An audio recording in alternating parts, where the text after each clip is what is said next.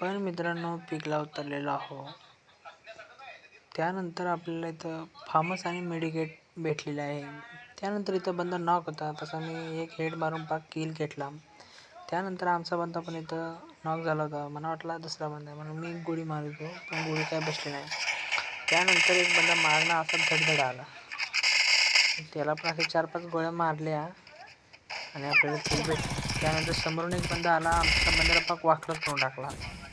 मी आपला बिगी गेलो, ग्लूवर टाकला, त्याला झनदिशन वाचवला आणि म्हणलं बाबा मेडिकेट लाव.